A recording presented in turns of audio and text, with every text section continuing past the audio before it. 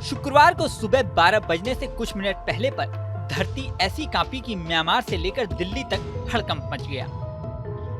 जी हाँ, 28 मार्च को दिन में जबरदस्त भूकंप आया। इस भूकंप का केंद्र म्यांमार का सागा इंग इलाका था। इस भूकंप ने म्यांमार में भारी तबाही मचा दी है।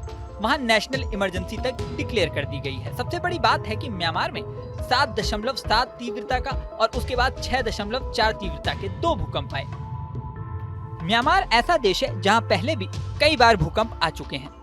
साल 2012 में भी यहां 6.8 तीव्रता का भूकंप आया था। वो भी इसी इलाके में आया था जहां आज भूकंप आया है। इससे पहले साल 1946 में भी यहां पर 7.7 रिक्टर स्केल का भूकंप तबाही मचा चुका है। बीच में भी कई बार म्यांमार के अलग अलग इलाकों में भूकंप के झटके लग चुके हैं। अमेरिकी जियोलॉजिकल सर्वे की रिपोर्ट कहती है कि साल 1930 से 1956 के बीच म्यांमार में रिक्टर स्केल पर 7.0 तीव्रता या इससे ज्यादा तीव्रता के 6 भूकंप आए थे। इसके अलावा म्यांमार में साल 2023, 2022, 2021, 2018 और 2017 में भी भूकंप के हल्के झटके महसूस किए जा चुके हैं। साल 2016 में तो पूरे साल में म्यांमार में 3 बार भूकंप आया था। अब सवाल है कि आखिर यहाँ इतने भूकंप क्यों आते हैं? इसकी वजह समझने के लिए भूकंप के बारे में कुछ बेसिक बातें समझनी होंगी। सबसे पहली बात है कि पूरी धरती टेक्टोनिक प्लेट पर टिकी हुई है। ये प्लेटें धीमी गति से हिलती हैं। ये जब आपस में टकराती हैं या खिसकती हैं तो इसमें से निकलने वाली एनर्जी से भूकंपीय तरंगे पैदा होती हैं। यही तरंगे भूकंप की वजह बनती हैं। अब म्यांमार के भूकंप केंद्र की स्थिति को समझते हैं। म्यांमार में भूकंप का केंद्र सागा इंग इलाका था। भूकंप के लिहाज से ये काफी संवेदनशील इलाका है। यह एक ऐसी जगह है जहां भारत और बर्मा की टेक्टोनिक प्लेट की बाउंड्री है। यहाँ पर फॉल्ट लाइन करीब 1200 किलोमीटर लंबी है। यही वजह है कि म्यांमार में भूकंप आने का लंबा इतिहास है।